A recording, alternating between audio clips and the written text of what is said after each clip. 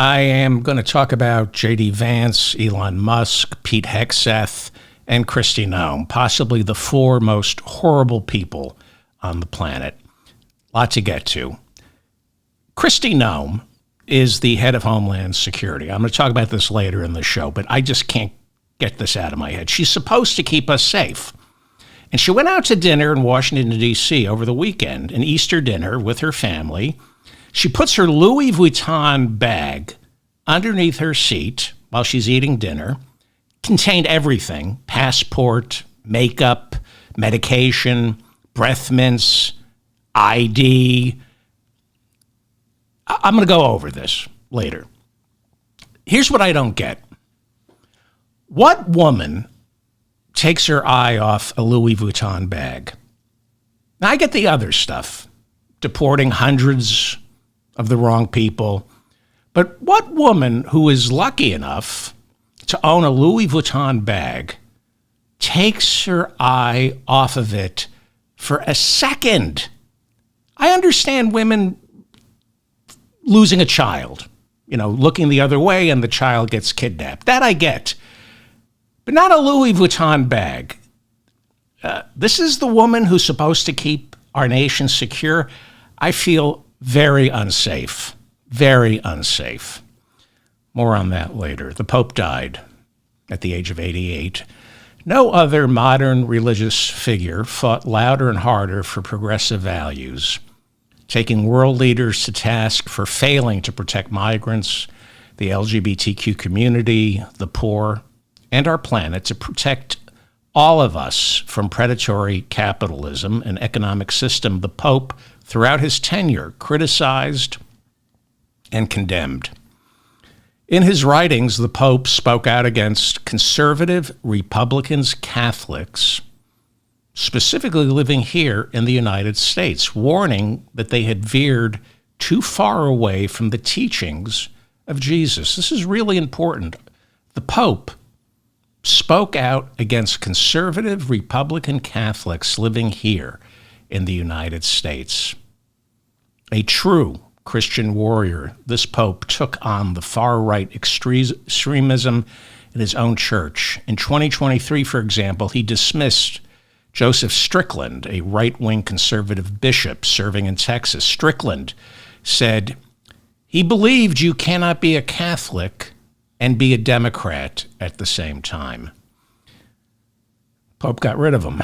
Conservatives like Strickland, conservatives within the church, condemned the Pope for being too willing to accept members of the LGBTQ community. Asked in 2018 what parents of LGBTQ children should tell their child, Pope Francis said, quote, "Do not condemn, dialogue. Understand.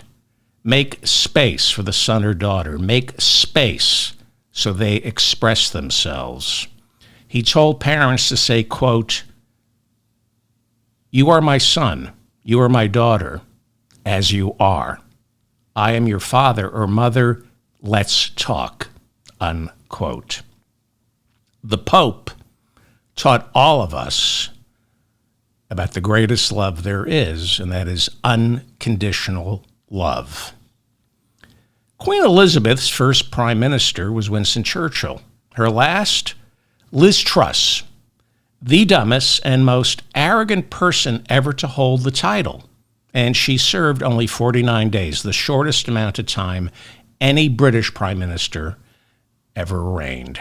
Sadly, Elizabeth, as queen, was forced to meet Liz Truss in a ceremonial plea in which the prime minister is asked to form a new government. The queen met with this imbecile Liz Truss. Within hours, the queen was dead. Likewise, J.D. Vance, one of the dumbest and certainly the most arrogant blowhard ever to hold the title of vice president, he attended the Pope's final Easter service on Sunday and met briefly with the pontiff.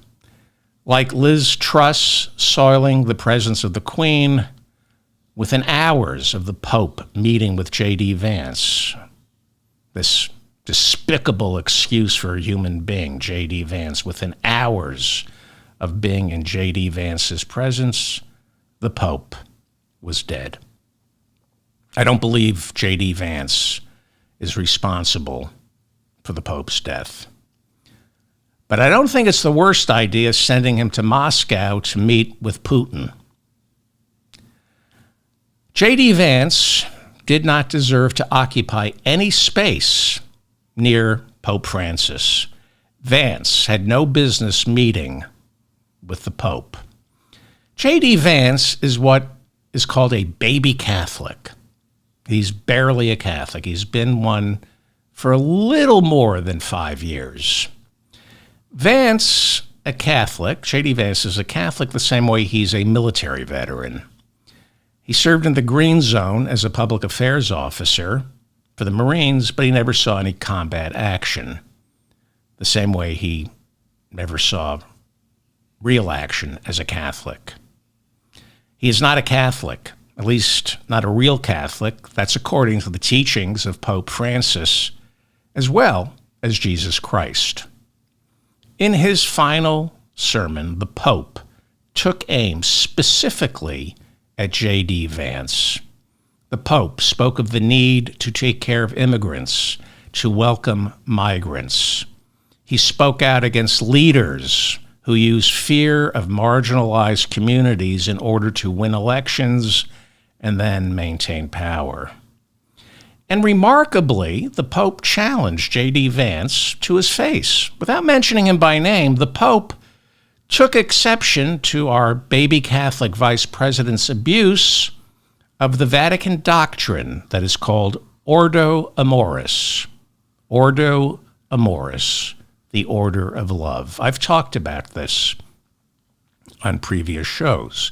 I talked about it back on January 30th of this year when baby Catholic J.D. Vance, during an interview with Sean Hannity on Fox News, another ignoramus, J.D. Vance, the ignoramus, told Sean Hannity, the other ignoramus, that Ordo Amoris teaches Catholics that there is an order to love, a hierarchy, because that's what fascists live by, hierarchies. Archbishop J.D. Vance explained, according to Ordo Amoris, love starts with family, then community, then country, and then if you have any love left to give, you can give it to the rest of the world. That's not what Ordo Amoris means. J.D. Vance is an igno-amoris. J.D. Vance is saying that Jesus taught us that there is a limited supply of love and you don't want to waste it feeding the hungry in Africa. That was his argument when he was talking to Hannity. Vance insists Jesus said, first take care of yourself, first take care of your family, and then if you have any love left to give, take care of your community, and whatever fumes of love are still left, give that to your country. And then, if by any chance you can dig deep into your soul and find any more love to give, worry about the world. Well, after J.D. Vance said this, the Pope immediately jumped on our vice president and attacked J.D. Vance for butchering the meaning of Ordo Amoris. The Pope, Pope Francis, fired off a letter to Catholic bishops in America, reminding them that there isn't a hierarchy of love. He said love doesn't expand from the center. According to our Pope, love is universal. It has no beginning and no end. And then he wrote that Catholics must focus their love not on those closest to them, but on those who are the poorest and most marginalized.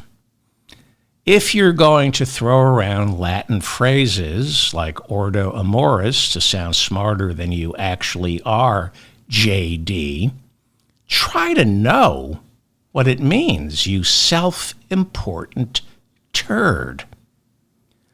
That's what a degree from Yale Law School confers upon a hateful backwater mouth breather like J.D. Vance. A large arsenal of words. That's what you get from a Yale Law School diploma. A large arsenal of words and phrases whose meanings are so foreign to him, they might as well be shipped off to El Salvador. J.D. Vance is what passes for educated in the Republican Party. In his letter to American bishops back in February of this year, responding to the ignorance of J.D. Vance, the Pope wrote, quote, "The act of deporting people who in many cases have left their own land for reasons of extreme poverty, insecurity, exploitation, persecution, or serious deterioration of the environment. It damages the dignity of many men and women and of entire families and places them in a state of particular vulnerability and defenselessness." The Pope went on to say to Catholic bishops in America, I exhort all the faithful of the Catholic Church and all men and women of goodwill not to give into narratives that discriminate against and cause unnecessary suffering to our migrant and refugee brothers and sisters. With charity and clarity, we are all called to live in solidarity and fraternity, to build bridges that bring us ever closer together, to avoid walls of ignominy, and to learn to give our lives as Jesus Christ gave his for the salvation of all, unquote. So, let's clear something up, J.D. Vance. You've only been a Catholic for 5 years. You can call yourself whatever you want, but you're not a Catholic. Bernie Sanders is more Catholic than J.D. Vance, and I'm almost certain Bernie Sanders isn't Catholic. I think Bernie is not a Catholic. Someone told me he might be Jewish. I don't know. I grew up in New York. Bernie doesn't sound Jewish to me. My friend Clifford Street is one of the funniest people in the world, and we were at the Carnegie Deli in New York City at 3 a.m. I think it was about 15 years ago. And the comedian Jackie Mason walked in, and Clifford Street walked over to Jackie Mason. He says, watch this. And he walks over to Jackie Mason's table and said, can you settle a bet for me? Are you Jewish? I laughed so hard. Walking up to Jackie Mason. Can you settle a bet for me? Are you Jewish? Jackie Mason was a bad guy, really bad guy. He's one of the funniest people who ever lived, but he was a bad guy, and Cliffy left him speechless. By the way, that's the problem with comedy. That's the problem with getting your news from comedians. The meaner the joke or the meaner the person telling that joke, the funnier it is, which is why you shouldn't get your news from comedians. Just get your laughs from comedians. Cruelty is funny, and great comics know how to hide the cruelty, but trust me, it's there. Comedians, great comedians, are not truth tellers. They are sadists and masochists. The more sadistic and masochistic they are, the funnier they are. That being said, and then I'll get back to the show. That being said, Joe Rogan is literally a sadist and a masochist. He's built his reputation in this world on the backs of mixed martial artists. He does the play-by-play. He has several black belts himself. Joe Rogan is one of the most sadistic and masochistic people in the world, yet one of the least funny. So my theory, I forgot. He's stupid. That's what I left out. Okay, let me correct that. Great comedy comes from incredibly sadistic and masochistic people who have more than an 8th grade education. Joe Rogan is incredibly stupid. That's why he's not funny. He's got the sadism, he's got the self-loathing, the masochism. He's stupid. The point I'm making is don't get your news from comedians, especially stupid ones like Joe Rogan, who don't read. Anyway,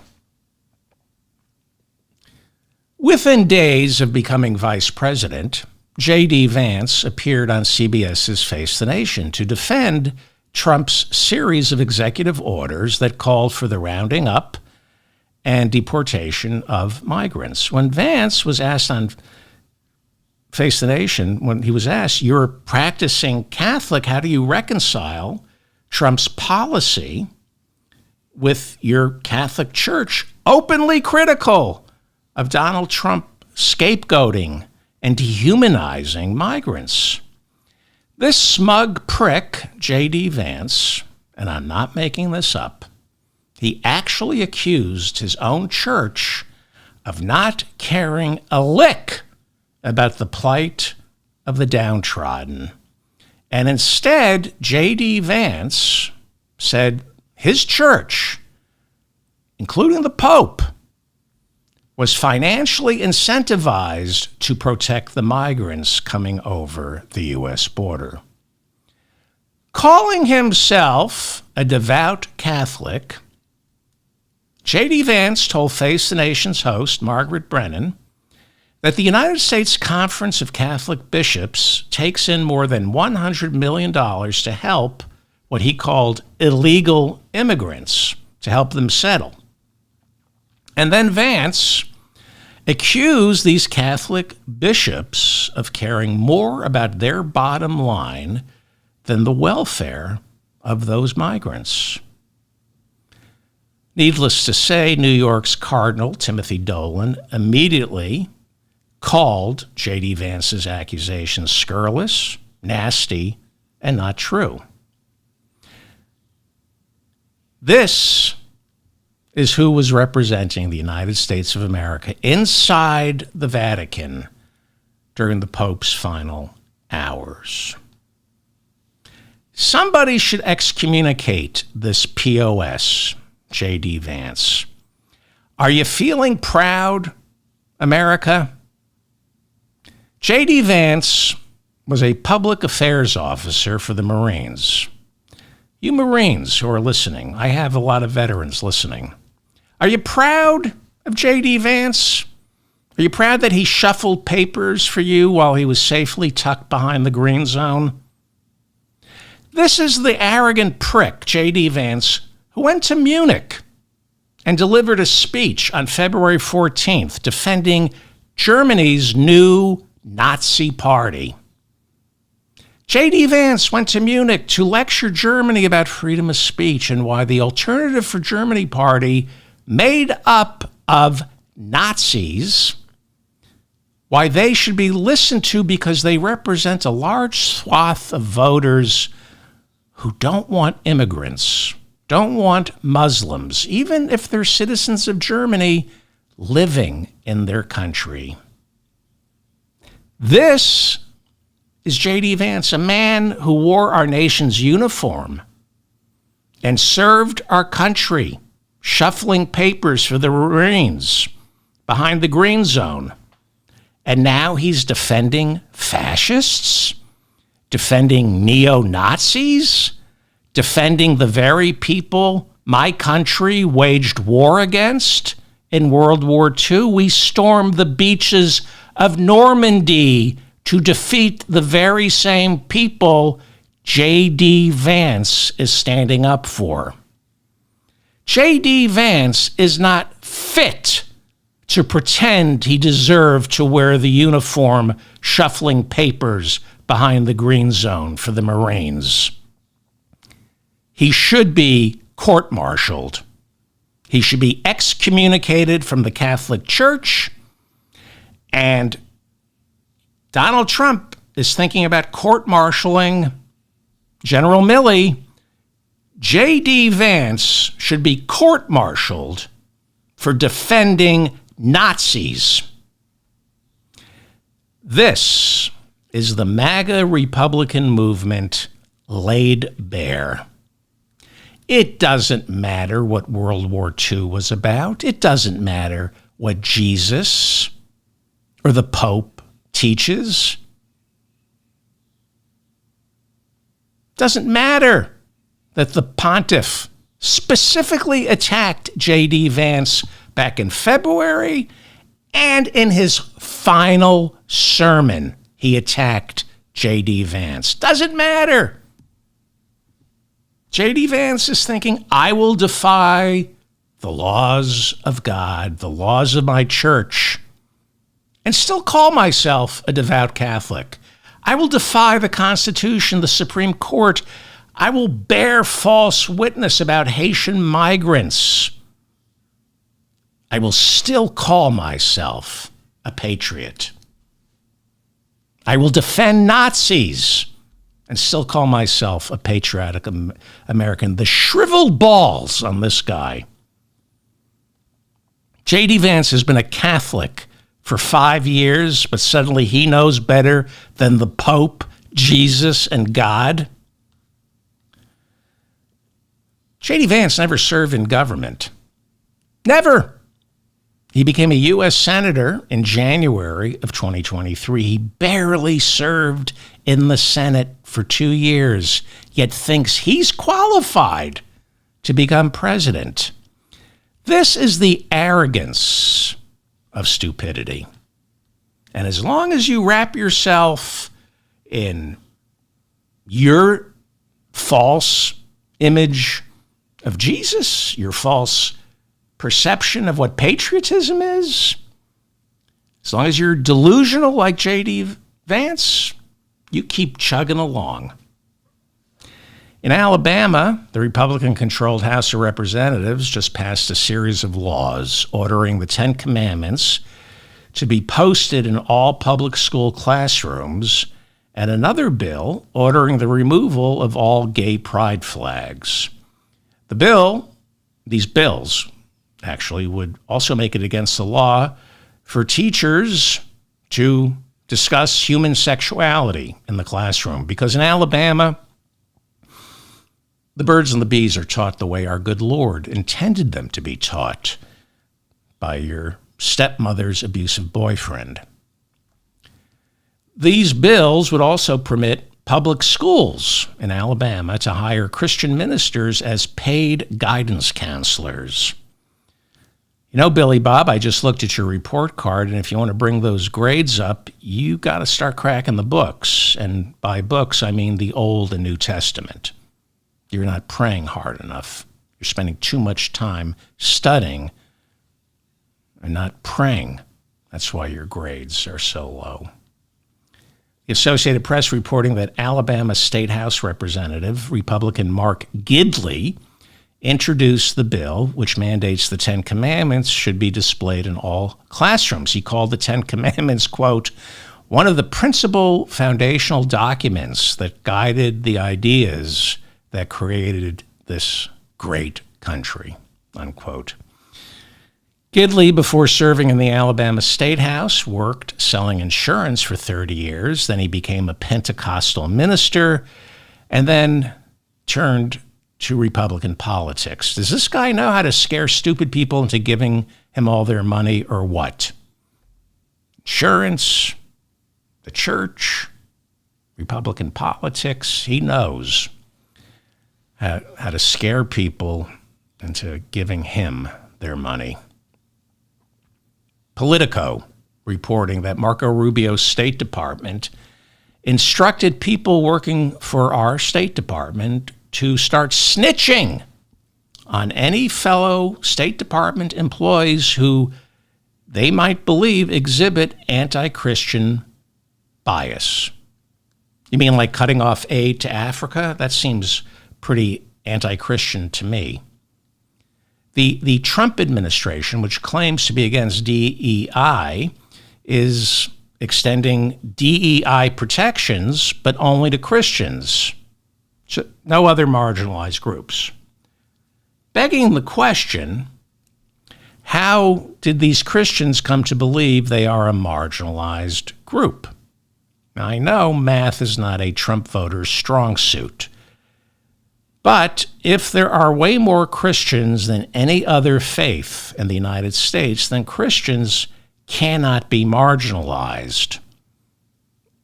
If anything, they are the marginalizer. Now, I understand colonial powers will often take a small minority of white people, Christians, to rule over a much larger majority, usually people of color. But then they try to convert as many of them as possible to Christianity. Christianity in this country, vast majority of Americans are somehow Christian. They're not being persecuted. In the early, it's funny because these are the same people who always complain of people claiming to be persecuted when they're not. Projection. In the early days of Christianity, Christians were a marginalized community. But since then, they've done pretty well for themselves. In America, Christians are not a marginalized community. Let me go over some numbers. According to the Pew Institute, 80% of the United States of America identified as Christian back in 2007. The Pew Institute says the number is now down to 62% who self-identify. Gee, I wonder why fewer and fewer Americans are identifying as Christians. I should tell you the Pew Institute is not a religious organization. I know Pew sounds like the thing you sit on when you attend church. The Pew Institute is named after Joseph Pew, founder of Sun Oil. He changed his name to Pew because he turned wooden after somebody sat on his face. He said, I must be a pew because somebody's sitting on my face and I'm sporting wood. So that would make me a pew. Oh boy. I never said I was in possession of mental health. Anyway, the way you identify as a Christian, it's fluid. Christians go to church, then they don't, then they go back. But it's safe to say that 80% of this country is either Christian or were raised Christian. They may have lost interest, but they come from a Christian family. And there is no debate that there are way more Christians in this country than any other religious group. The First Amendment says there is no official state religion. But an overwhelming majority of people living here practice or used to practice one of the branches of Christianity. And some of these Christians, not many, some, have perverted the teachings of Christ to justify the persecution of marginalized communities, especially women, people of color, and members of the LGBTQ community.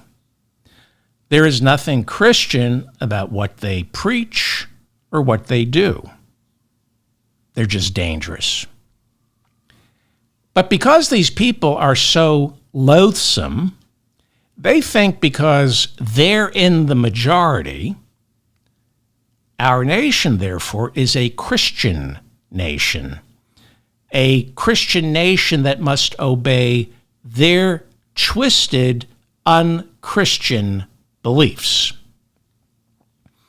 And they want it both ways. They claim America's a Christian nation because the vast majority of people living here are Christian, but they also claim to be a persecuted minority, especially when their bigotry, racism, intolerance places them in a small minority of their own Christian faith. They're the bullies who claim victimhood. The simple fact is there's a small minority of Christians who, for the most part, are being told by other Christians to shut the F up. Most Christians here in the United States are okay with same-sex marriage and abortion. Most Christians care about the poor. Being disagreed with by people of your own faith or of other faiths is not Christian persecution. You're not being persecuted because people disagree with your bigotry. Being forced by the government not to persecute others is not Christian persecution. Christian persecution is what happened in Rome after Jesus. It's when you're not allowed to practice your own religion. My daughter getting an abortion, my son wanting to become my daughter, has nothing to do with your ability to practice your religion. And your meddling in the private lives of my children infringes upon my religion, the religion I belong to, which is the United Church of Shut the F Up. So, this search for anti-Christian bias that Rubio has ordered inside the State Department has nothing to do with protecting Christians. It's about protecting hateful bigots who cloak their contempt for humanity in phony Christian dogma that has nothing to do with the New Testament. Maybe Revelation, maybe John, maybe. It ain't in the New Testament. But they insist anyone who accuses them of intolerance is exhibiting anti-Christian bias. They want the freedom to oppress marginalized communities by insisting they themselves are members of a marginalized community. Go F yourself. Go F yourself. Yeah, they are members of a marginalized community. Intolerant bigots. That's what we do here in the United States. We marginalize intolerant bigots. We don't marginalize Christians. Well, we used to marginalize intolerant bigots in this country. Now we elect them to office. Real Christians make up a vast majority of our country. Phony Christians are in the minority. They deserve zero Establishment Clause protections because they're a danger to the community and Christianity. J.D. Vance is a danger to Catholicism. How do I know that? The Pope said so. Specifically about J.D. Vance twice, back in February and hours before he died. Under Marco Rubio's leadership over at the State Department, he's our Secretary of State, our country has instituted massive cuts to foreign aid. Now, those cuts are still winding their way through the courts. So far, the Fourth Circuit Court of Appeals has given Musk and Trump the go-ahead to cut roughly $30 billion from U.S. aid. And Marco Rubio has notified Congress that he plans to eliminate the entire agency. practically zero foreign aid. How Christian of him. Rubio has issued a waiver for cuts in PEPFAR, which provides emergency AIDS relief to 20 million patients throughout the world, especially Africa. It's a program established by George W. Bush, the only decent thing that goat blood drinking serial killer ever did. Rubio's PEPFAR waiver, he has a PEPFAR waiver, is mostly symbolic, however, because without a U.S. aid agency, there isn't enough personnel on the ground to distribute these medical supplies where they're needed. People are dying from AIDS right now because of Elon Musk and Marco Rubio and Donald Trump's cuts to PEPFAR and USAID. American relief for AIDS in Africa has been entirely disrupted. And now a new Trump White House memo has been leaked revealing our State Department plans to close all its embassies throughout Africa, even eliminating the State Department's Bureau of African Affairs. All African policy, according to this leaked memo, would come out of the White House National Security Council, which would focus solely on Africa as a source of terrorism. So there's no diplomacy, no foreign aid, that's the plan. No eliminating the conditions that give rise to terrorism, just military responses to whatever Trump doesn't like going on in Africa.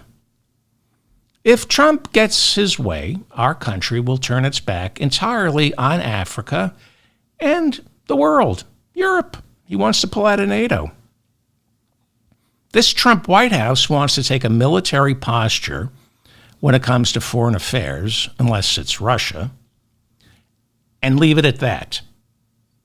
This is an administration that believes diplomacy is unnecessary. We can rule through military might because it's worked so well for us in Korea, Vietnam, Iraq, and Afghanistan. No diplomacy, except with Russia. And even that's failing. Trump now is washing his hands of the situation in Ukraine because Putin lied to him and is still bombing. This memo also calls for the State Department to eliminate its Foreign Service Officer test by replacing it with what amounts to a loyalty test that measures whether job applicants hew close enough to Trump's America First strategic doctrine. In order to work for a Trump State Department, you don't need to know geography. You just have to know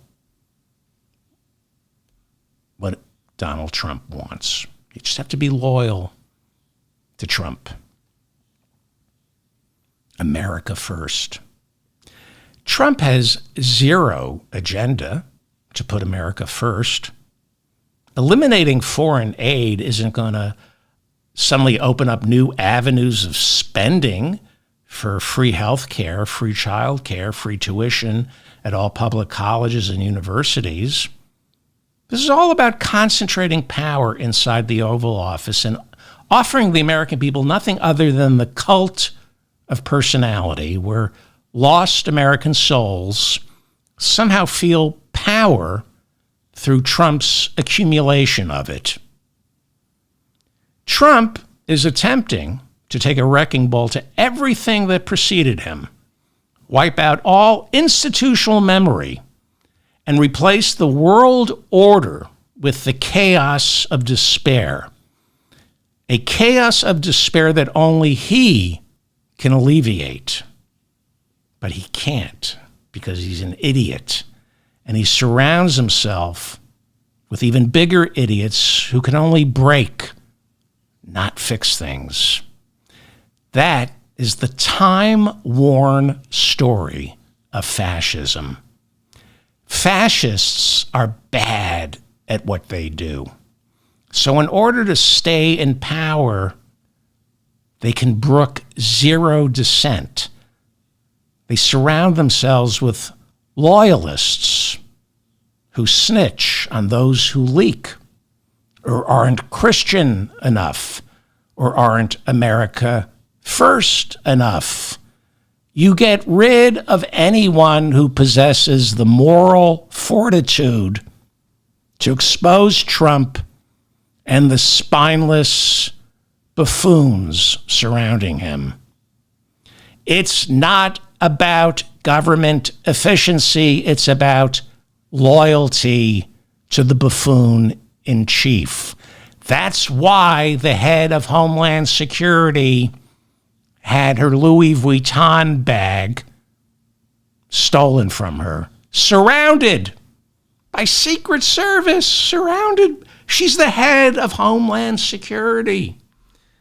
And this idiot in a push-up bra, Kristi Noem, has her Louis Vuitton bag stolen right out from underneath her.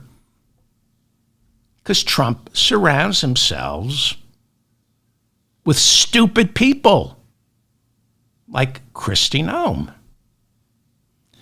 Kristi Noem can only attack. Trump can only attack. All anybody can do in the Trump administration is attack. They cannot point to a single accomplishment as we're approaching Donald Trump's 100th day in office. What has he accomplished other than picking up from where he left off during his last administration? That's all he's accomplished. He's back to destroying people's lives. Whose life, other than the billionaire class, has he made better? So he has to lash out and attack and find imaginary enemies like migrants. On Easter Sunday, his message of hope, Donald Trump's message of hope, was blaming Democrats, lashing out at former President Joe Biden, blaming him, calling Biden, quote, a highly destructive moron. Because our markets are crashing, the tariffs are a disaster, inflation is getting worse because of the tariffs, and this is not Biden's economy. It's not Biden's stock market. It's not Biden's tariff schedule. It's not Biden's attempt to dismantle everything generations before him have put together. But Trump has to blame somebody, so he blames Obama. He still blames Hillary, who wasn't even president. She lost. And of course, he still blames Biden and Kamala Harris. Zero accountability. Blame everyone else, from the migrants to people who aren't even holding office. Indeed, blame the powerless. When you blame Biden, you're blaming the powerless. He's accomplished nothing other than destroying lives. People are waking up.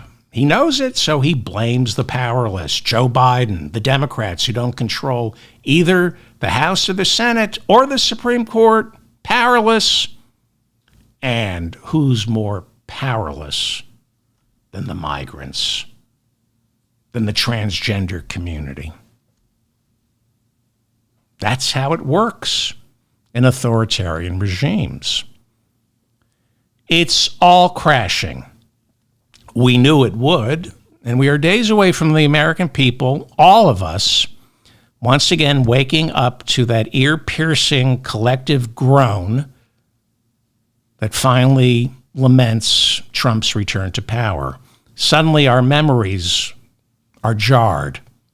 Oh, right. I completely forgot Trump's an idiot. I forgot. My bad. Trump destroys everything and everyone he touches. 1 million people died from COVID, thanks to this imbecile who bungled the response. Remember drink bleach? No Western country had the number of dead in total numbers or per capita from COVID as we did, because Trump and the people he surrounded himself do not care to understand how or why government works. They only know how to destroy every part of the government that they cannot steal from. COVID, not Donald Trump's fault. China. They've rewritten history. If you go to the CDC website now, it's China's fault. Lab leak. China. Never Trump's fault. Leave a comment. Tell me who from his previous administration came out of it unscathed. I can't think of any. The ones who stuck with Trump face massive blowback legally, economically, and socially. I guess Rex Tillerson, his first State Department guy, ran Exxon, so of course he was going to be unscathed. Kellyanne Conway is the only other close associate from the first Trump administration who remained loyal to him, but somehow avoided serious legal and financial repercussions. But then again, she's paid an even worse price. Her husband divorced her, and her children hate her. So you can see it's already beginning to happen to the people stupid enough to say, I'll get close to him. I'll go work for him. Trump is going to start throwing bodies out the window, not to satisfy Democrats or the media, to satisfy himself. There are going to be sacrificial lambs, because in authoritarian regimes, the people who are in the most danger are always those closest to their dear leader. Donald Trump, like all authoritarians, delights in the suffering of others, especially when he can witness it up close and laugh, the way he laughs at Rudy Giuliani, his most loyal defender. Elon Musk is expected to leave by the end of the summer. $150 billion poorer. Tesla shares plunged 6% on Monday, which means Musk's net worth dropped an additional $10 billion on Monday. Tesla stock has dropped more than 50% since Trump got elected. At 4 p.m. on Tuesday, today, Tesla announces its earnings for the first quarter of the year. The first 3 months of the year, we're going to find out how Tesla is doing. The company is expected to have only earned $1.4 billion in net income during the past 3 months. It is expected to be the worst showing for Tesla in years. Why? Because people are boycotting Teslas. So it plunged 6% on Monday. If the earnings do better than what they expect, it'll go up later today. Oh, no, actually at 4 p.m. So on Wednesday, you might see Tesla shares go up if it does better than what they expect. The share price now is it's baked into the share price what they think the earnings report will be. Get too close to Trump, you pay a price, huge price. Ask the MyPillow guy, Mike Lindell, who literally put on display a religious devotion to Trump's lie that the 2020 election was stolen. He sacrificed his entire company, spending millions to prove voter fraud. And now, Mike Lindell telling the judge in that Smartmatic voter machine defamation lawsuit, quote, "I am in ruins," unquote. Let me just sit in that for a second and enjoy his pain and suffering. I am in ruins. He tearfully told the judge that he cannot pay Smartmatic the $56,000 he owes for lying, for claiming they switched Trump voters to Biden voters in the 2020 election. Mike Lindell tearfully telling the judge, "I have no money." He said he lives on $1,000 a week and owes the Internal Revenue Service millions of dollars because, and I'm not making this up, the Internal Revenue Service under Joe Biden wouldn't accept Mike Lindell's tax write-off for the money he lost selling a miracle cure for COVID that nobody would buy once the vaccines came out. And he doesn't want to take the loss in 2021. He wants to take the loss some other year because that's what he needs. And the IRS is saying, no, you lost money on your miracle cure for COVID in 2021. That's when you have to take the write-off. He's calling this political persecution because the Internal Revenue Service is giving him a hard time on the tax write-off for the miracle cure for COVID. See why people tell you not to take the vaccine?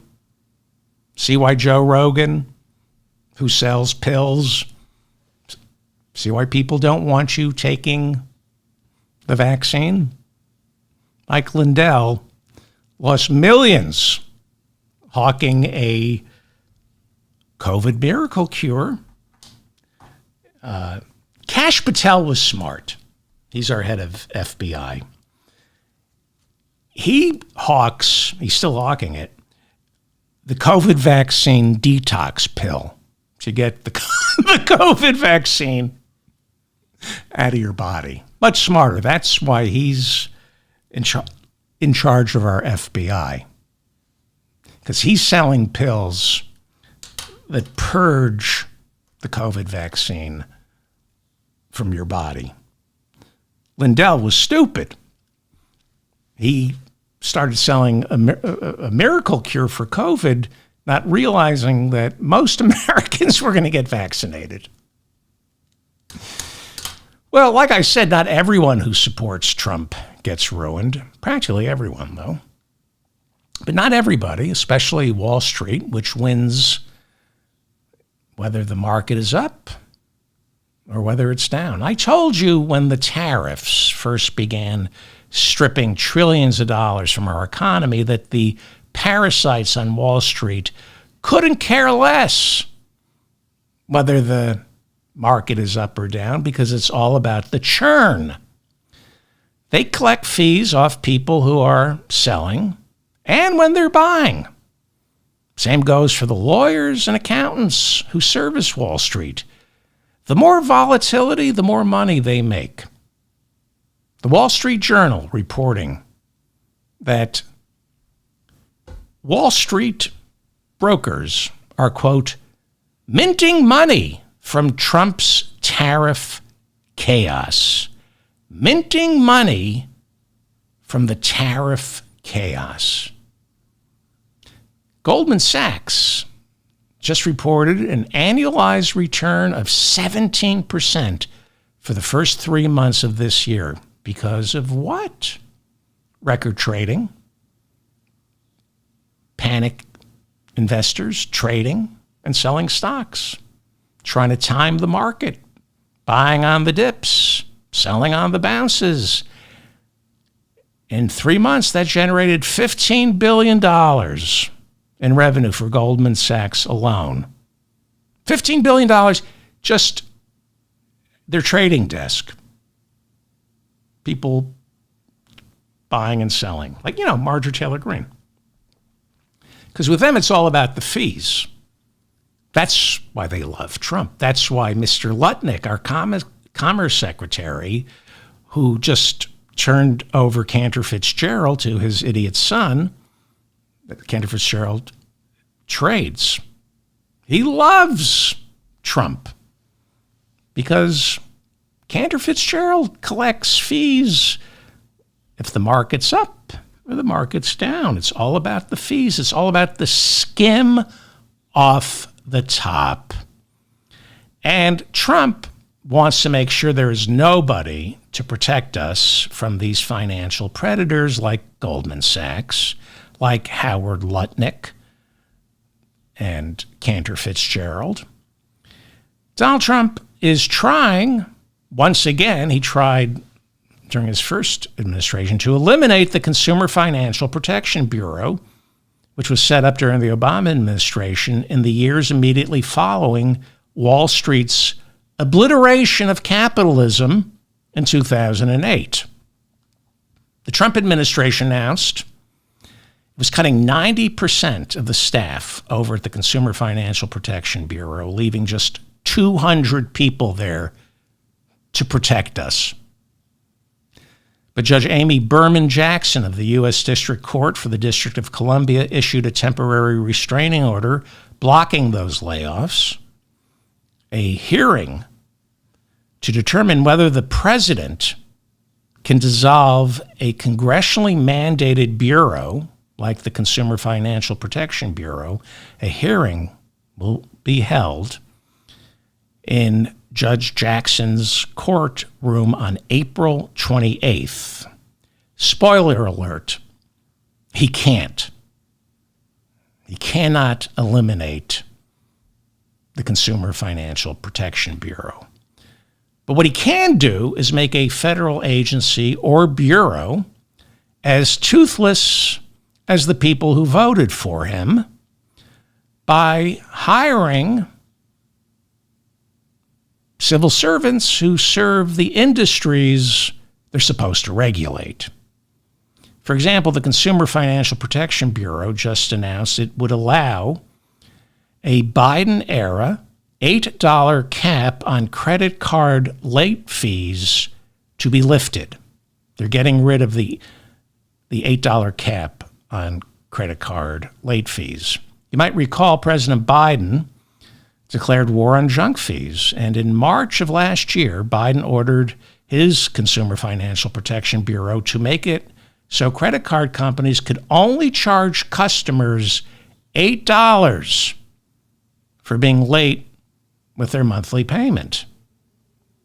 This rule was challenged by the credit card industry, and they shopped around. That's what you do. And so they took it to the Fifth Circuit Court, the most conservative circuit in the country, and no surprise, a judge just ruled that Biden's $8 cap on credit card late fees is illegal.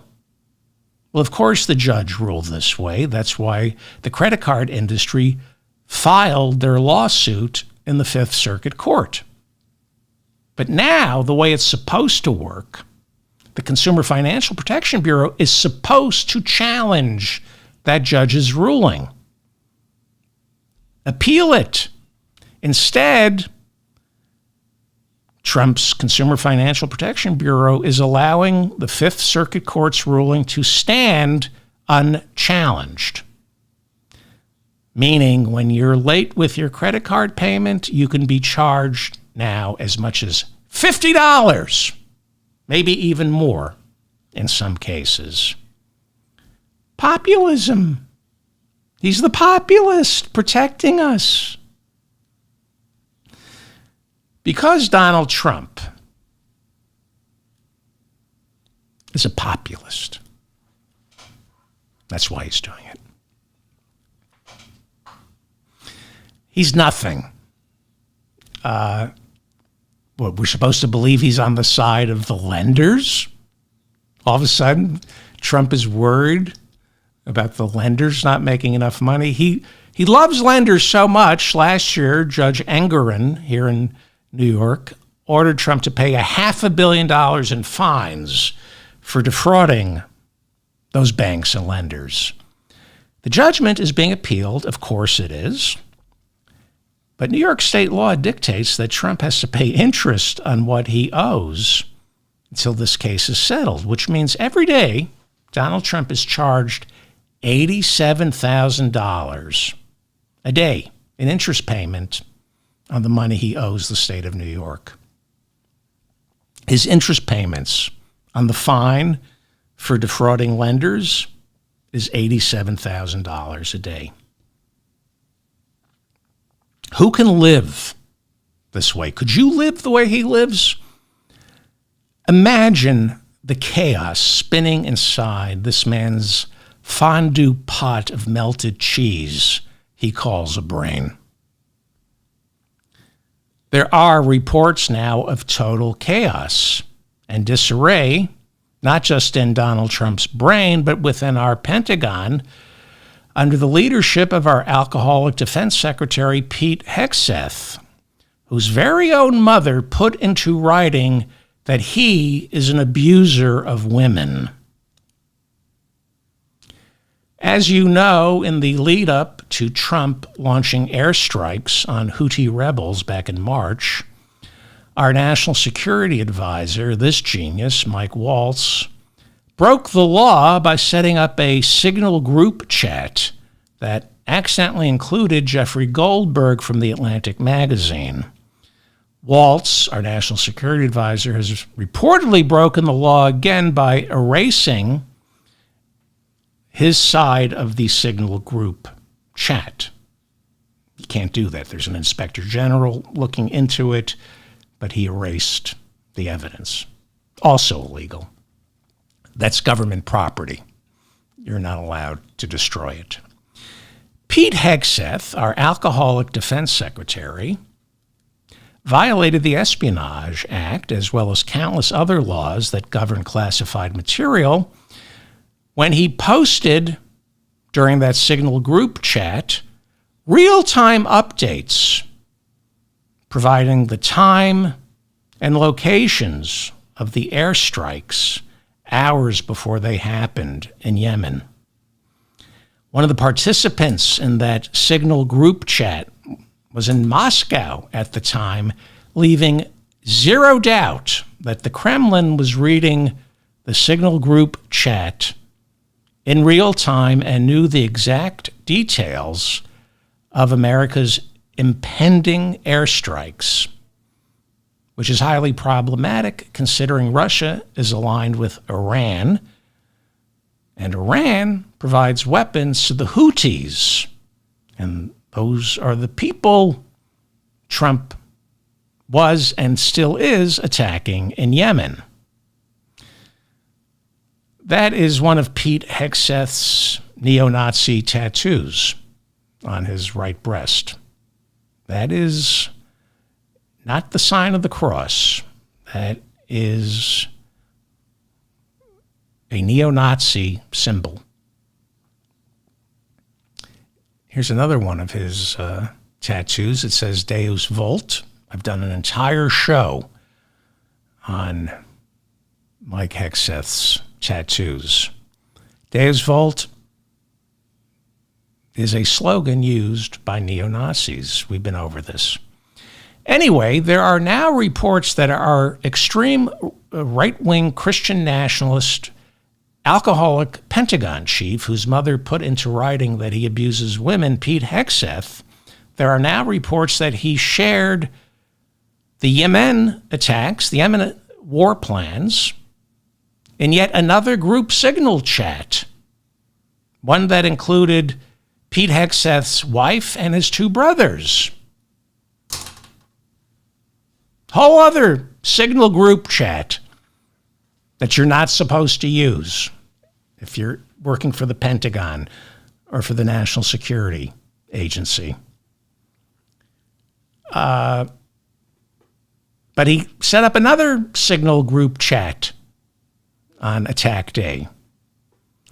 Despite Hegseth being told, A, do not use signal group chats to share classified material? And B, why are you sharing classified attack plans with your wife and 2 brothers? These people, let me just go large here so you can, that's Hegseth and his wife, and that is a neo-Nazi symbol on his right breast. These people are stupid. Pete Hegseth is stupid. That's why Trump picked him. He's stupid and incompetent. And instead of admitting his mistake, instead of apologizing, Pete Hegseth is now purging the Pentagon of anyone who might have leaked to the media that our nation's white Christian nationalist Pentagon chief violated the Espionage Act again. Hegseth said he fired the leakers because leaking to the media poses a threat to our national security. Whereas sharing classified war plans with your wife and 2 brothers on an unsecured signal group chat that everyone knows the Russians and Chinese are reading, that is following all the national security protocols to guarantee our nation's top secret classified war plans remain free from the prying eyes of unauthorized personnel like Russian spies or craven right-wing Christian nationalists like Pete Hegseth's douchebag wife and his 2 douchebag brothers. This is a hiring offense in the Trump administration.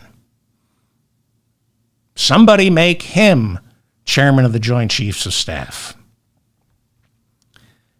This is the slimy arrogance that oozes from our nation's pustule of white privilege, which is why Pete Hegseth's first priority as defense chief is waging war on DEI.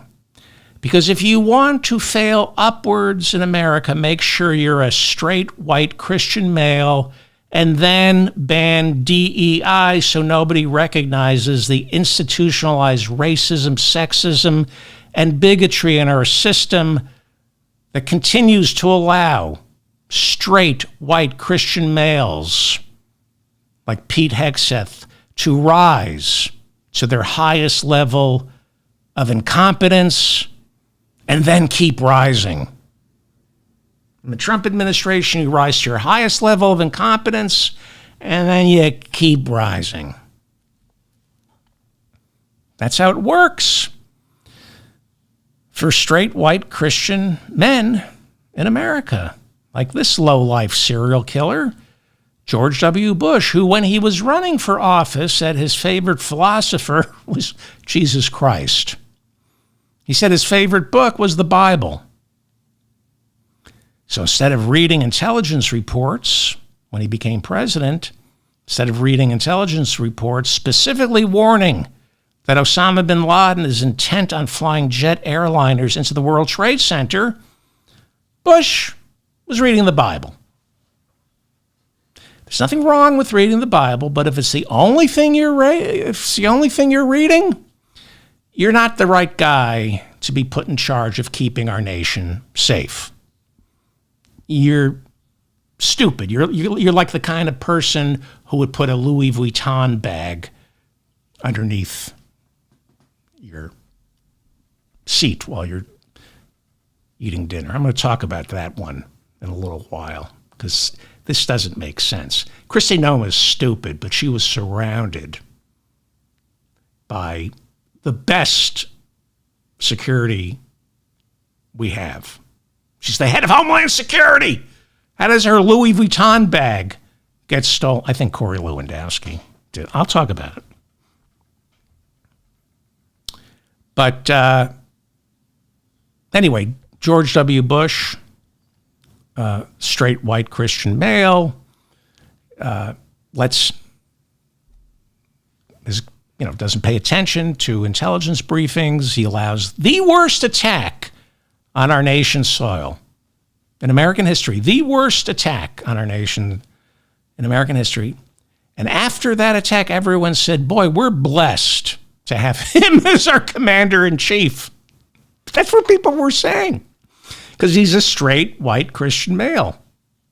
And because he's a straight white Christian male, 1 week after he allowed the Pentagon and the World Trade Center to be attacked by terrorists, Congress rewarded him with an unlimited war authorization to fight a global battle against terror wherever this genius decided it needed to be fought. And that war authorization is still in place. I did my whole show about that. Not going to go over it. My last show was all about that. And then, to thank him for ignoring intelligence briefings that said Osama bin Laden intent on flying airplanes into the World Trade Center, Congress rewarded him with yet another war authorization to invade Iraq, even though all our intelligence agencies, all the intelligence agencies around the world said Saddam Hussein had nothing to do with 9/11 and had no weapons of mass destruction. It doesn't matter what the intelligence agency says. Let's trust the straight white Christian male who was AWOL during the Vietnam War, who only reads the Bible because his brain has been permanently addled by alcohol and cocaine. Let's give him as many war powers as he wants. And as I said on the last show, the Democrats controlled the Senate in 2001 and 2002. Right? And then, even though George Bush was losing that global war on terror, even though he fought the global war on terror on the cheap, sending our brave men and women into Iraq without the proper equipment, having no plan for Iraq, seriously, zero planning went into what was going to happen the day after we invaded Iraq. They only planned to bomb it. Rumsfeld, Cheney, Bush, they all said, don't worry, the people will rise up. We just need to topple Saddam Hussein. No plan for what happened the day after. And that's why George W. Bush accidentally fired Saddam Hussein's entire army, as well as most of Iraq's bureaucracy, thereby turning Saddam Hussein's military, the Republican Guard, as they were called, and the government, they were all out of work now, turned them into terrorists. That's stupid. No plan. When George W. Bush was told Saddam Hussein's army and the bureaucracy, government bureaucracy there, have all been sent home, he asked, whose idea was, I can't laugh. He asked, who did that? Despite his world-class ineptitude, this is who the Republicans are. You know, they love talking tough. They love threatening war. They don't know how to wage war. Despite this world-class ineptitude, despite this incontrovertible evidence that George W. Bush is not only a serial killer, not only a war criminal, but a stupid one, despite all the evidence before American voters, there were still enough voters in our country to rally around this feeble-minded, straight, white male Christian and give him a second term. And then, in that second term, this wretched imbecile, George W. Bush, left the people of New Orleans to die, 3,000 of them after Hurricane Katrina. And oh yeah, he wrecked capitalism. In his final year in office, capitalism literally perished, and the entire economy had to be rescued by the state, which is socialism. And here's the best part. Here's the best part to all this. I'm going to get to Kristi Noem in a second. Here's the best part. In 2009, Obama comes in after George W. Bush, and Obama spends 8 years cleaning up George W. Bush's mess. He killed bin Laden. Bush had 8 years, 7 years, couldn't do it. Obama killed bin Laden and got the economy growing again. And then after 8 years of Obama saving our country, and I have many quarrels with Obama, but he saved our country.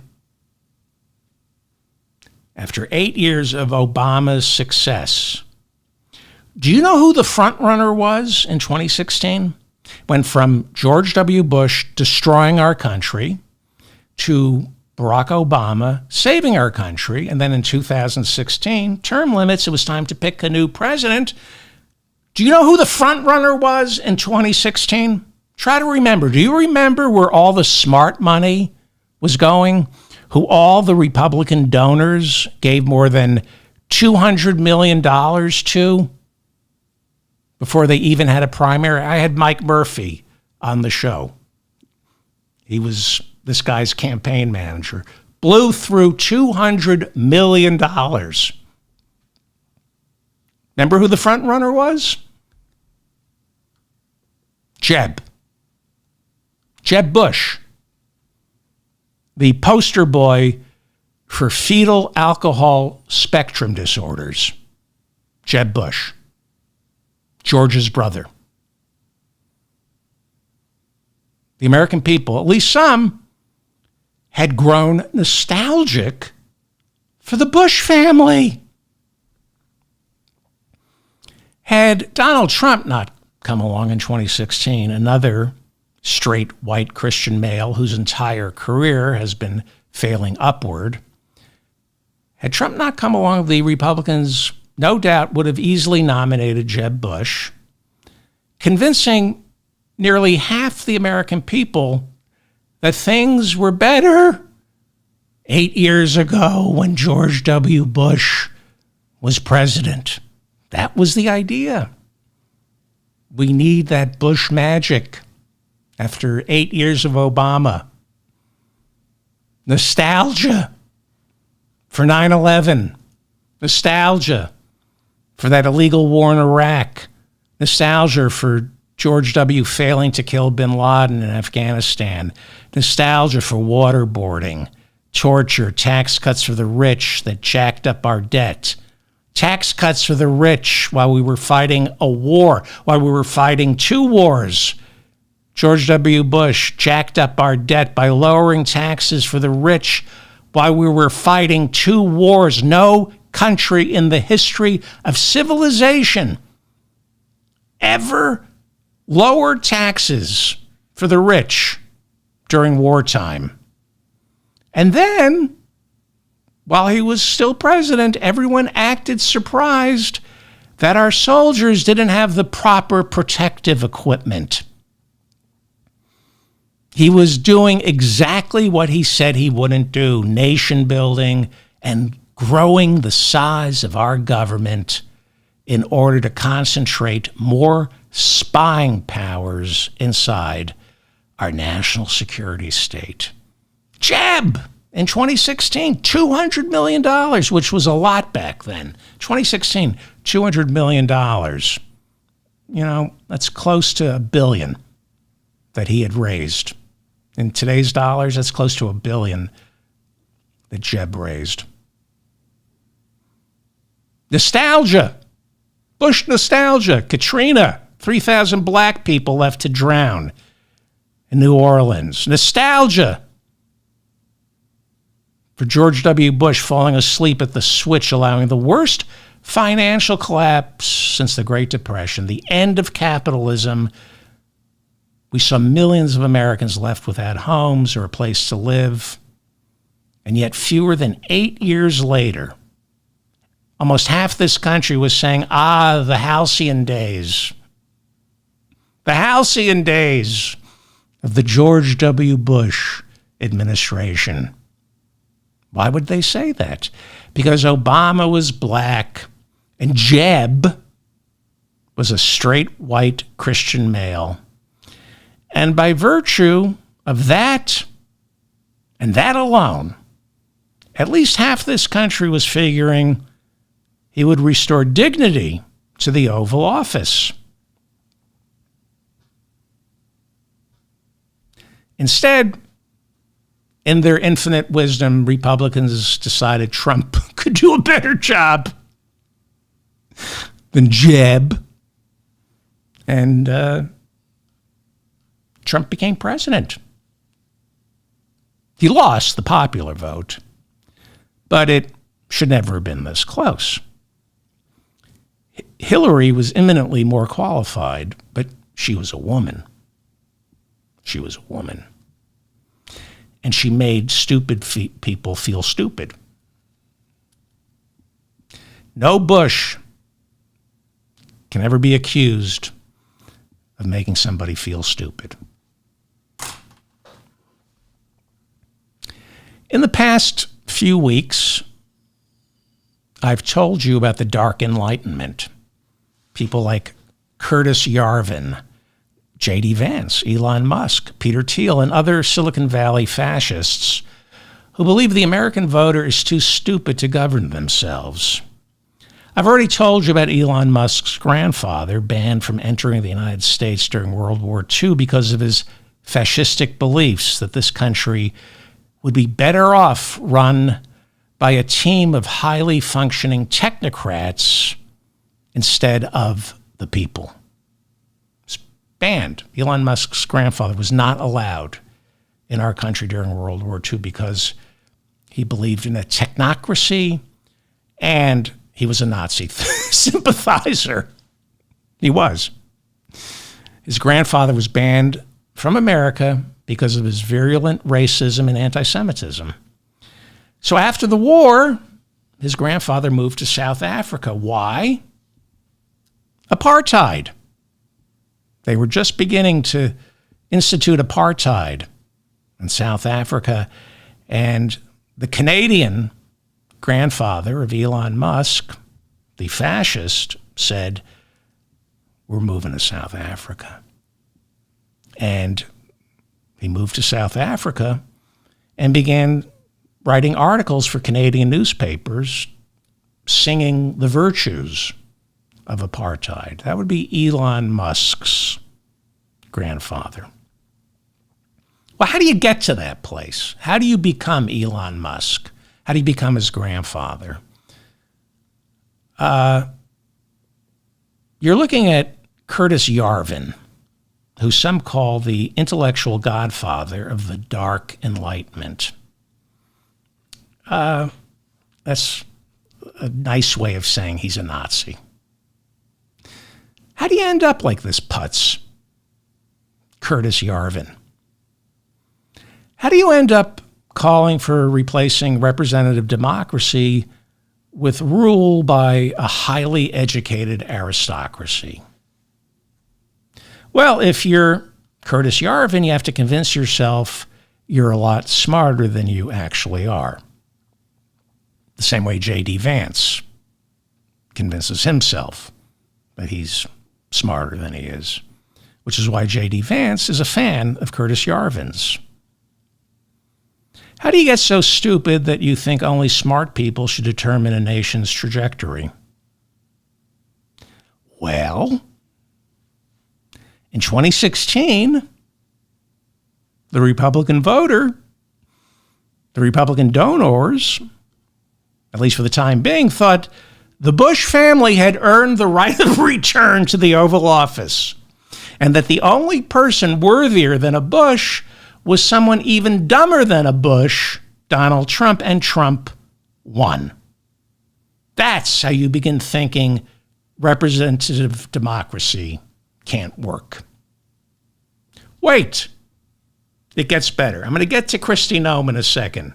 It gets better. After Donald Trump finds his way into the Oval Office, that's him staring up at the sky during the solar eclipse. Because, why believe the scientists?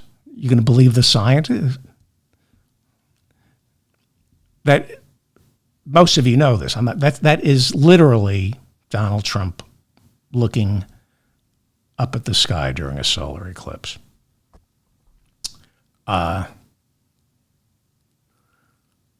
So, Donald Trump becomes president, looks up at the sky during an eclipse.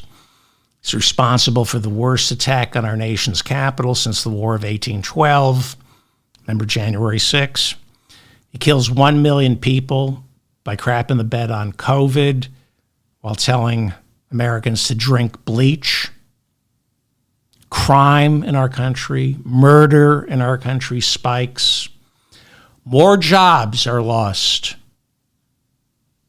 with him as president than any time since the Great Depression. He racked up 1/3 of our nation's entire debt by giving tax cuts to the rich. And yes, because of that, he was voted out of office. But then, 4 years later, after Joe Biden cleans up Trump's mess, the same way Obama cleaned up Bush's mess, Biden ends COVID, gets the vaccines out the door, creates the most successful economy in American history, investing in our roads, schools, chips, science, green energy, after being the most successful American president since LBJ, possibly FDR, the American voter, and this is what polling showed, the American voters said, I was better off under Trump.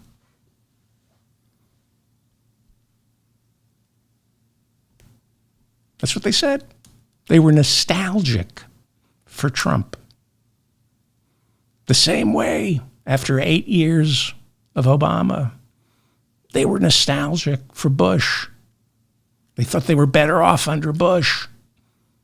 And he would have been the nominee if not for Trump. They returned Trump to office. I need not remind you. I know Americans have the memory of a goldfish, but he's a convicted felon, a man found civilly liable for what is called rape in common law parlance, a man found civilly liable for ripping off banks and lenders, voted back into office. Why? Because his opponent, Kamala Harris, was the worst combination of Hillary and Obama. She was a black woman. The American people chose a straight, white, Christian, developmentally challenged male suffering from paranoid delusions of grandeur. Indeed, on the spectrum of schizophrenia, Donald Trump to be president over a highly qualified, smart, and vigorous Kamala Harris. That is why there are people who believe in the Dark Enlightenment. why they don't believe the American voter can be trusted to govern themselves. The problem is those same people who don't believe Americans can govern themselves, they're Trump supporters, because he plans to dismantle representative democracy as we know it. Now, there are still going to be elections, and I believe he will be defeated, but he's going to try to dismantle representative democracy.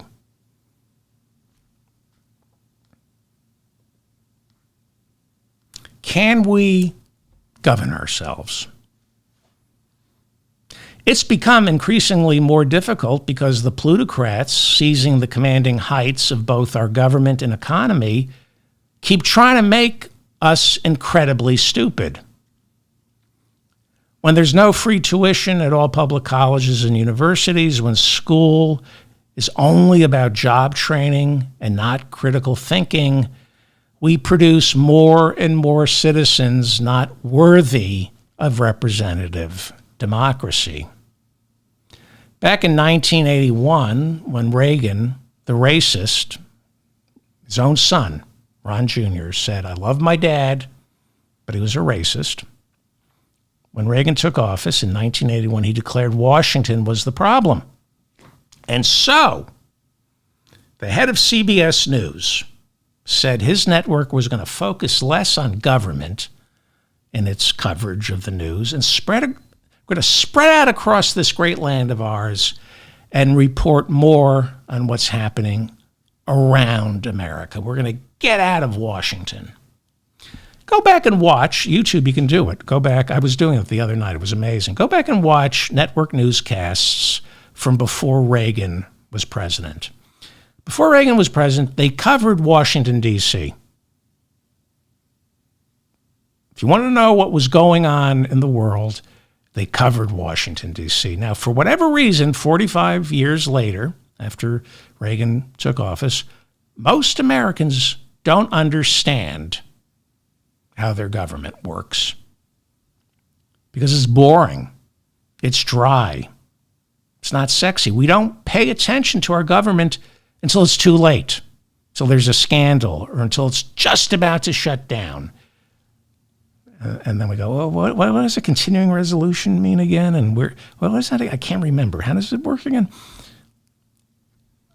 Sometimes you have to follow a story that you're never going to understand, but you have to follow it anyway. Sometimes you have to learn things that are unpleasant. Some truths are unpleasant, like the Taliban didn't attack us on 9/11.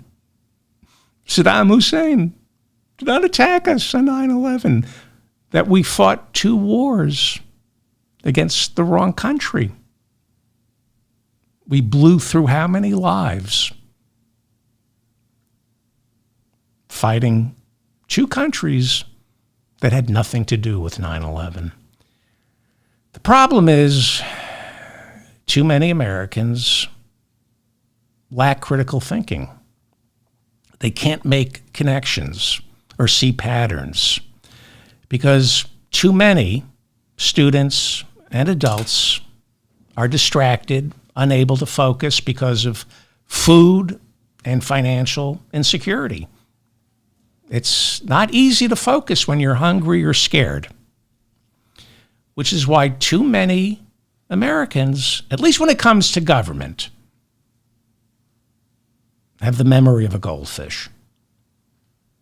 And that makes too many of us ripe for the picking by opportunistic, straight, white, Christian, nationalist males with neo-Nazi tattoos like our defense chief, Pete Hegseth. This is how Pete Hegseth can get away with firing these Pentagon officials for being competent. They were competent. They were maybe whistleblowing, maybe leaking, drawing attention to how woefully unqualified Pete Hegseth is, not just to run the Pentagon, but to be an American soldier. Pete Hegseth is not qualified to be an American soldier. Why? Well, look at his right breast. Look at his right breast. Hegseth was in the National Guard as recently as 2021, and they wouldn't allow him to protect Joe Biden during the inauguration because he's covered in tattoos celebrating anti-government white Christian nationalism with a hint and a whiff and a not-so-subtle tip of the hat to neo-Nazis. That is a neo-Nazi symbol. Those are not Christian symbols. The same way a burning cross is not a Christian symbol. These are neo-Nazi symbols carried by neo-Nazis. Flags. Their helmets are adorned with that and a Deus Vult tattoo. He's got a Deus Vult tattoo.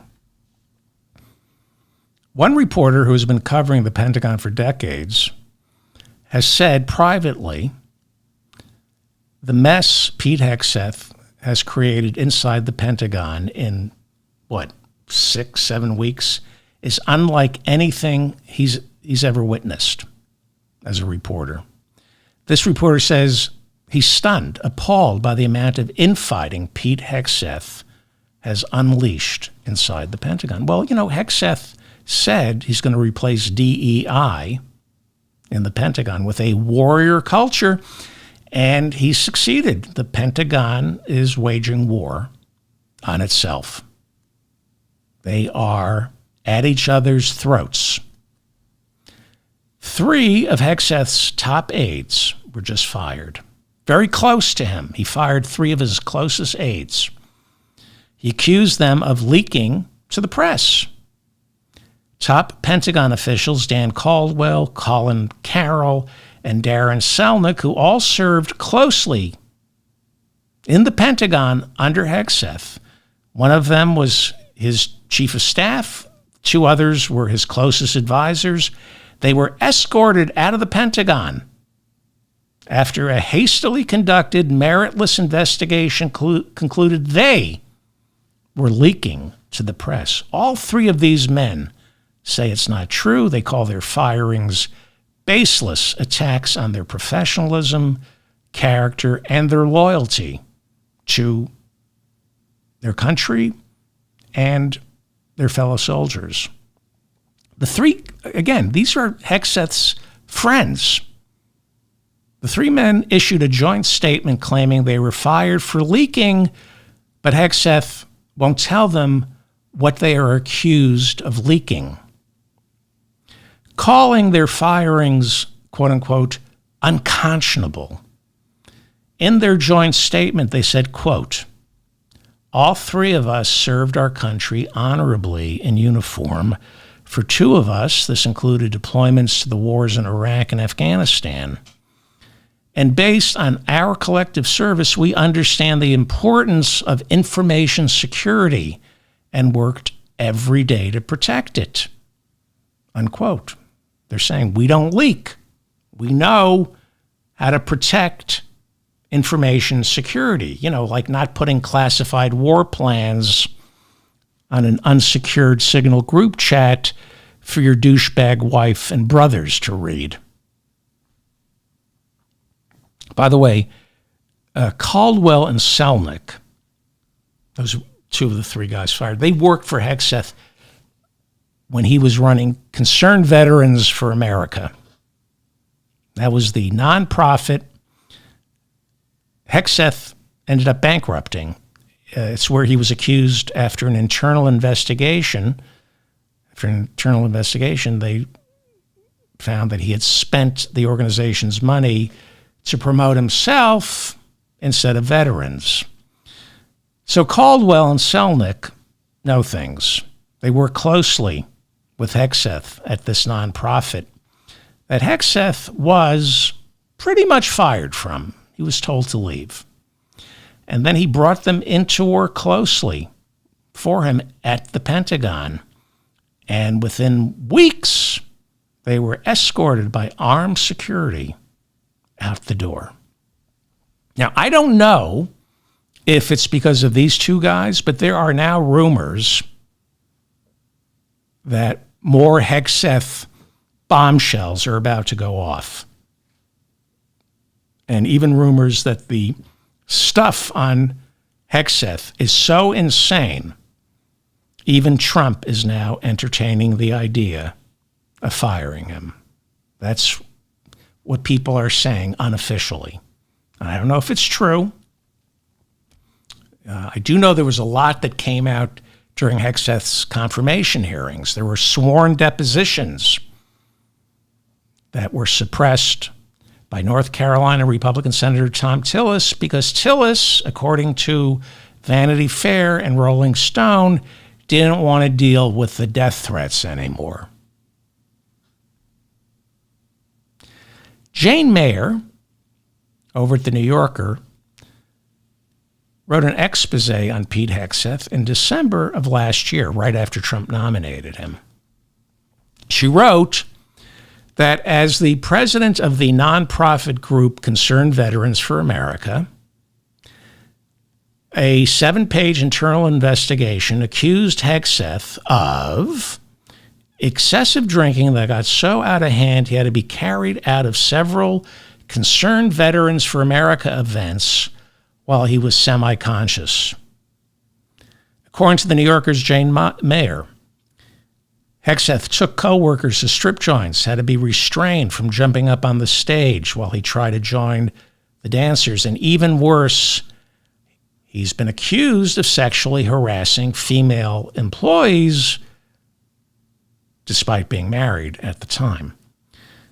Mayer over The New Yorker writes that the report, this was an internal report, concluded that Hegseth had created a hostile work environment where women working underneath him were sexually assaulted while he turned a blind eye to their complaints. This is who you're putting in charge of the Pentagon. Jane Mayer of The New Yorker quotes this internal report as saying female employees were afraid to step forward about other incidents of sexual assault because, quote, fear of reprisal looms over every woman associated with the organization, unquote. This was the nonprofit Concerned Veterans. His other place of employment at the time was Fox News, a bastion of moral rectitude when it comes to respect for women. It was also reported in The New Yorker that while conducting official business for Concerned Veterans of America, while sitting in a bar, Hegseth, still a member of our military at the time, drunkenly led his co-workers in a chant of, "Kill all Muslims, kill all Muslims." He denies it. But then again, he also denies that this is a neo-Nazi tattoo.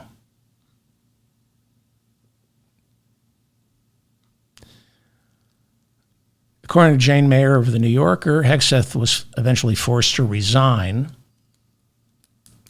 as head of Concerned Veterans in 2016, and he began working full-time instead of part-time for Fox News, which was still at least a year away from a financial reckoning with the climate of rape Fox News president Roger Ailes had created. It was a climate of rape over at Fox News. Bill O'Reilly was fired. He ended up costing the network at least $32 million to settle lawsuits accusing him of sexual harassment and worse. Gretchen Carlson, one of the original Fox and Friends, received a $20 million payment after she sued Roger Ailes. Conservatively speaking, because we are speaking about Fox, conservatively speaking, other sexual harassment and or assault settlements for Fox News have run north of $50 million. These are the ones we know about, what has been reported in the New York Times and other news organizations. We can itemize about 50 million sexual harassment and or assault settlements.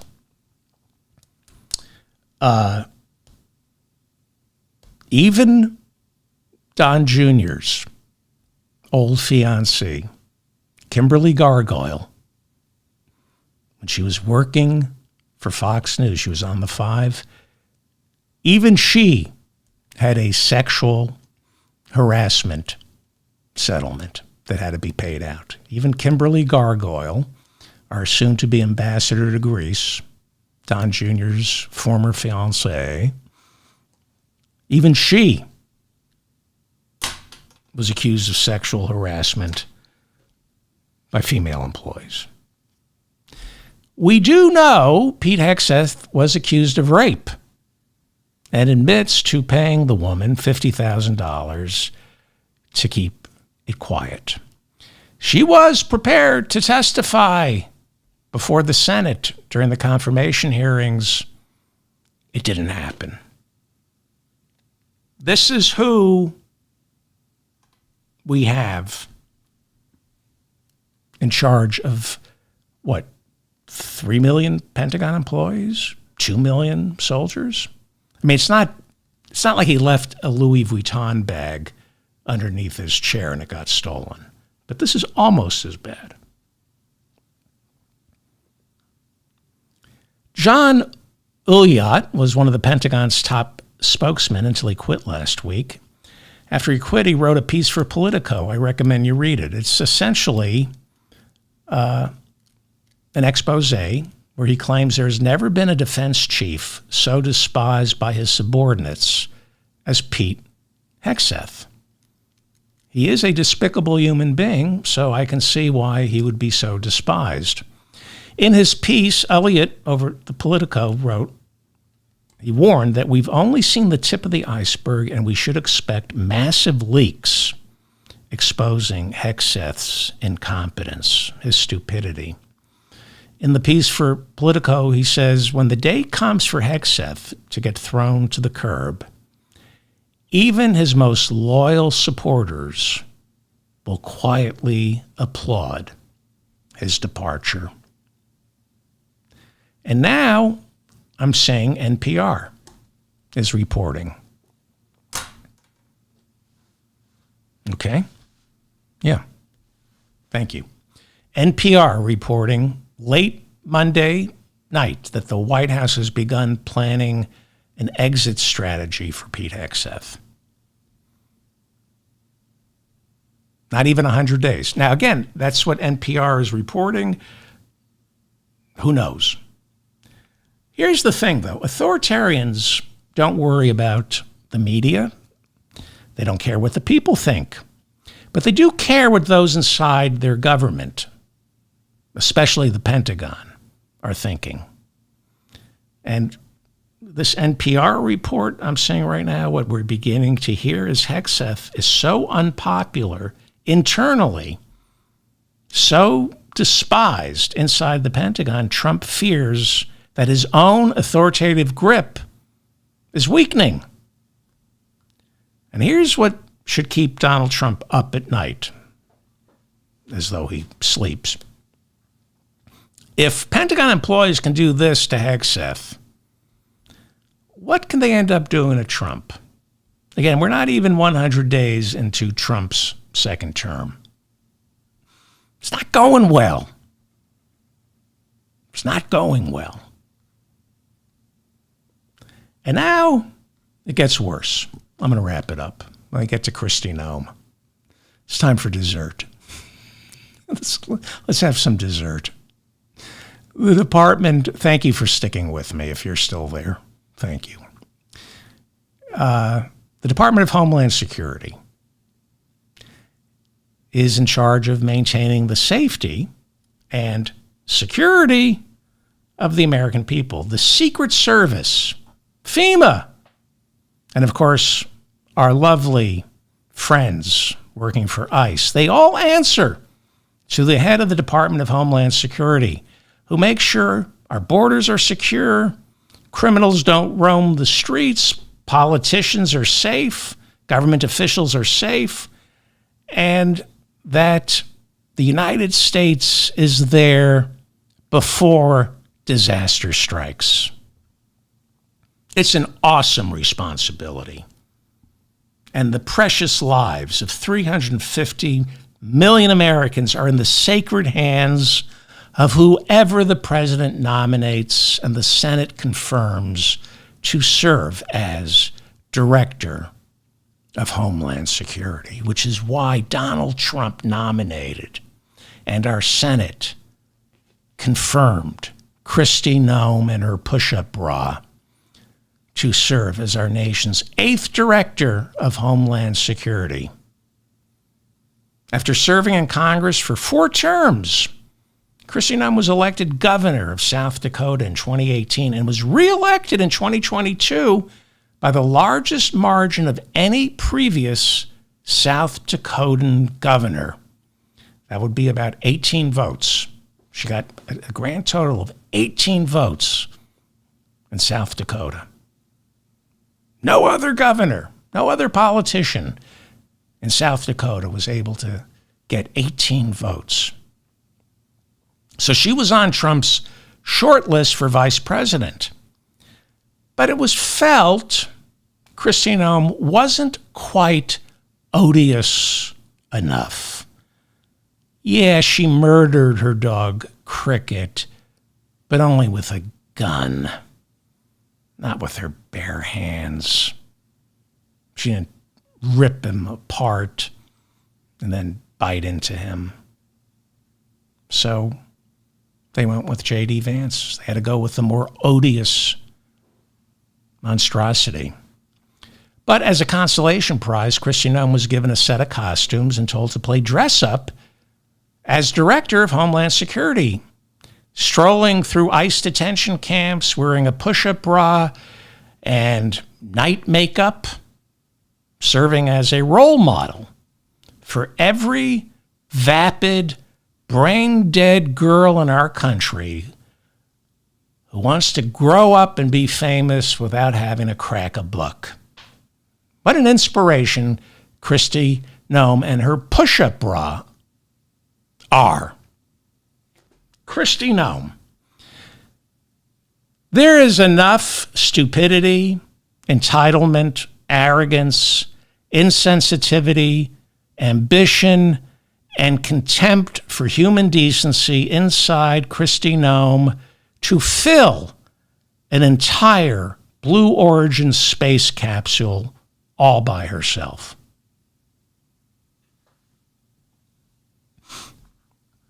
Well, the woman whose job it is to keep us secure went out for dinner in Washington, D.C., an Easter dinner the other night, and her $600 Louis Vuitton bag was stolen.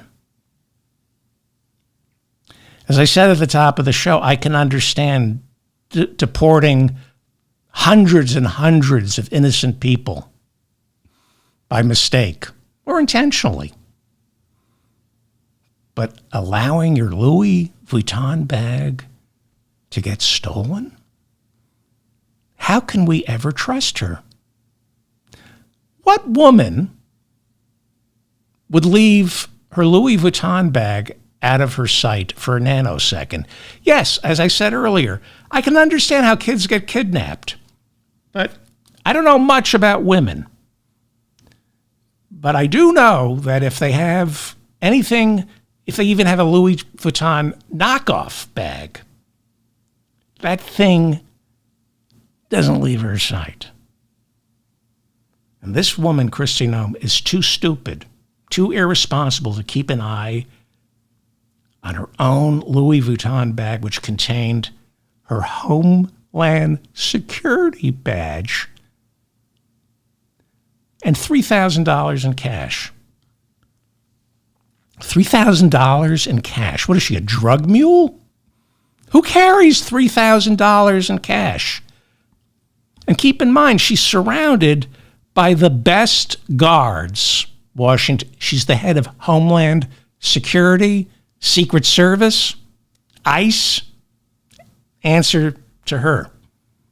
Someone was still able to get close enough to steal her bag, which she placed under her chair and then forgot about. $3,000 in cash. I guess she's afraid to use a credit card because she's a human trafficker? The bag this got stolen from this putz. Driver's license. Her passport. Our head of Homeland Security no longer has a driver's license or passport. If she gets pulled over, she can't show proof she's a citizen. Her Department of Homeland Security access badge, her makeup bag was inside the Louis Vuitton bag. That must have been a heavy bag. Her makeup bag. Plus personal checks, bank cards, credit cards, her health care cards, her medication, we're told, and her apartment keys. And we're supposed to believe she's going to keep us safe. Kristi Noem, the incredibly stupid Secretary of Homeland Security, had her handbag stolen containing her passport, her DHS badge, and driver's license. Can no longer prove she's an American citizen. I don't feel safe. Until this opportunistic cretin in a push-up bra can prove she's in this country legally, our security remains at risk, and that is why I am calling for her to be deported to that prison in El Salvador immediately until she can show proof that she's an American citizen. Well, thank you for sticking with me. I went long. I apologize. All right. I was going to talk about these action photos that her alleged lover, Corey Lewandowski, is arranging. I'll talk about that on the next show. Look, there are still good people in this world. They're just not Republicans. They're not working for Republicans in Washington, D.C. But there are still good people in our country, and there are still good people in this world who remind us every day about the wisdom of unconditional love. We lost one of the best. I will miss Pope Francis. I'm David Feldman, reminding you to stay strong and protect the weak. Honor the memory of Pope Francis by focusing your energy, by worrying about and fighting for the most vulnerable, especially the ones in this country most vulnerable to Donald Trump's attacks on human decency. Thank you for listening to me. I'm sorry I went long.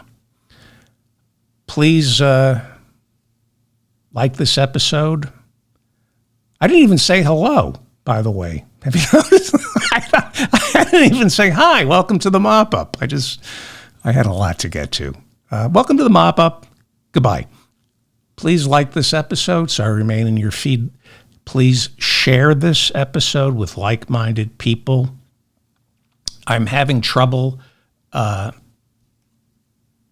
certain platforms for obvious reasons, so I need my listeners, please, to share these episodes and help me out here, because obviously, I mean, I'm not saying anything anybody else isn't saying, but a couple of people are having trouble